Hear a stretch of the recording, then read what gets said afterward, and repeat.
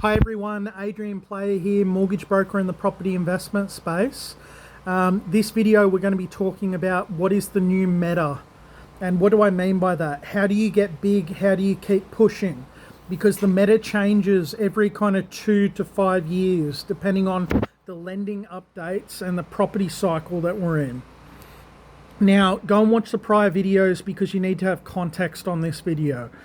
We've been seeing the risk-taking increase for at least the last 18 to 24 months in the resi investment space on the broker side and the resi buyers agency side, with all the resi buyers agents getting so big.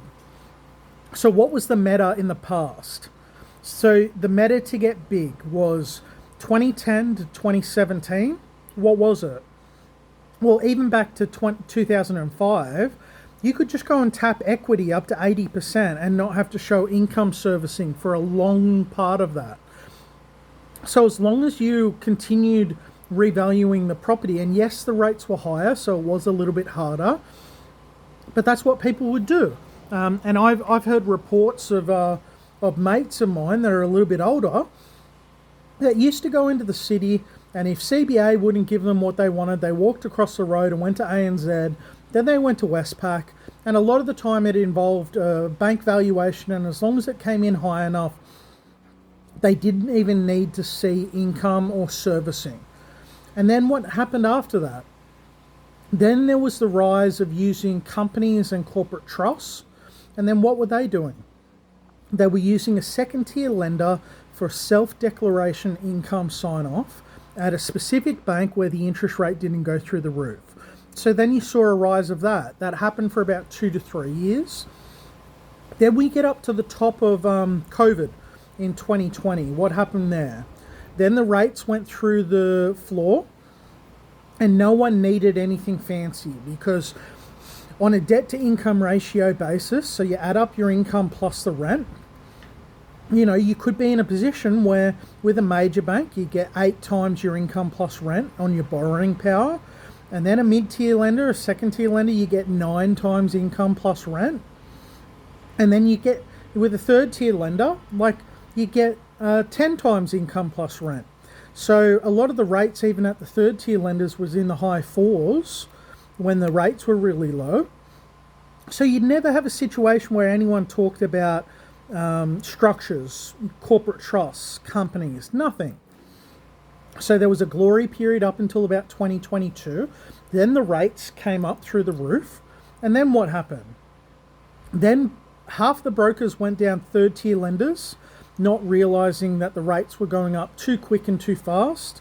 So they put all their clients into third-tier lenders that ended up being 8.5% interest rates. So a lot of these clients built large portfolios, but the attrition rate, once the rates went through the roof, killed all of their cash flow and servicing, and the hold period that they could hold on to these turned into very short periods of time.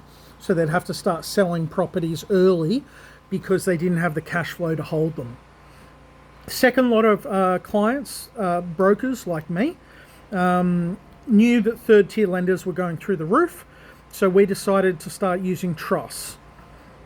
And we do it compliantly with a buyer's agent and an accountant, giving all the right advice and making sure everything gets checked and signed off as part of the transactions, right?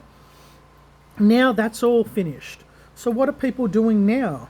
Well, a lot of people were reverting to SMSF Resi, which has now been shut off. So you can't go and buy 1, 2 or 3 properties there.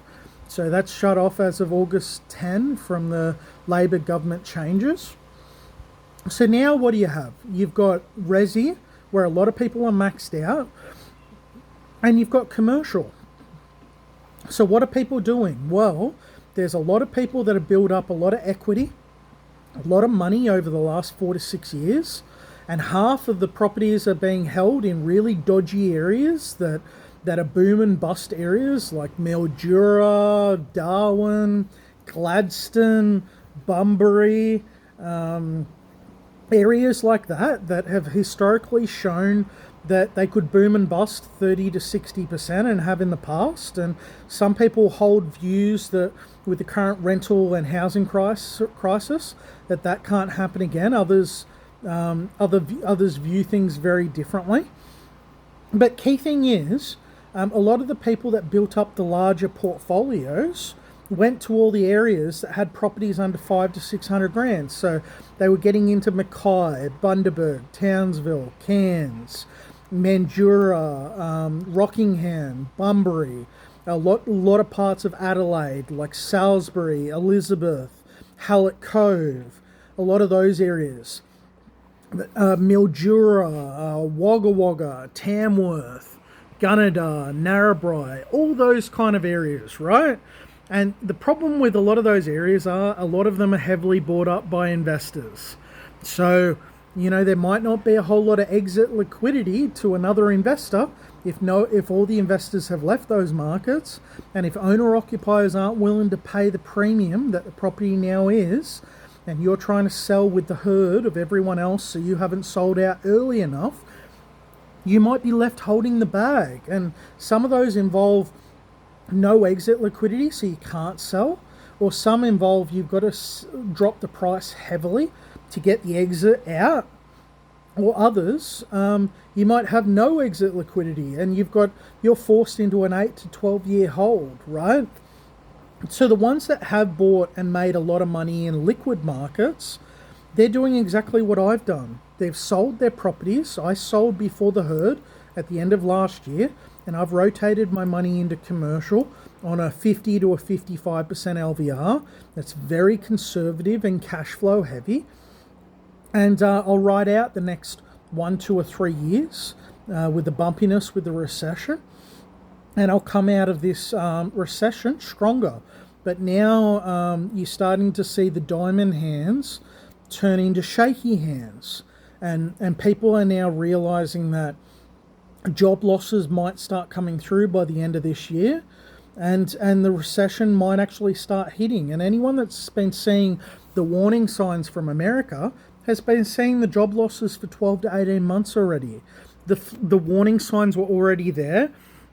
And in the property investment space in Australia, we've been seeing the risk taking go up and up and up for the last 18 months, which is normally showing the end of a cycle. You can never pick exactly when it is or what the events will be in the cycle, but there is times to notice the trend and be risk on and risk off. And risk off doesn't mean not investing. It just means rotating your assets and rotating it in a risk-adverse way, which is what I've done buying my super cheap auto and my pet barn on a 5 and 7 year lease on a 6% net yield. So that's what I've done, and a lot of people are doing the same.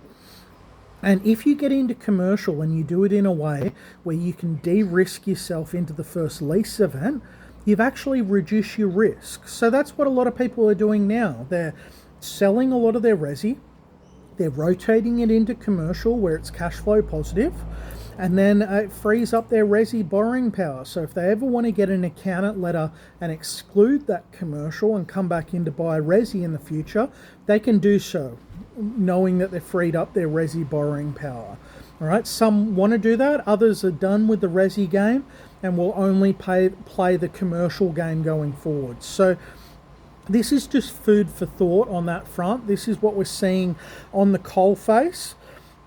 And this is the new meta. So we're seeing people making money over 5 to 6 years. They don't care about the CGT and the costs with buying on the commercial. They just want to take a little bit of risk off the table, rotate it into commercial, and then free up their resi borrowing power. So if they want to come back into the resi borrowing space in an area that hasn't gone through the roof, they can.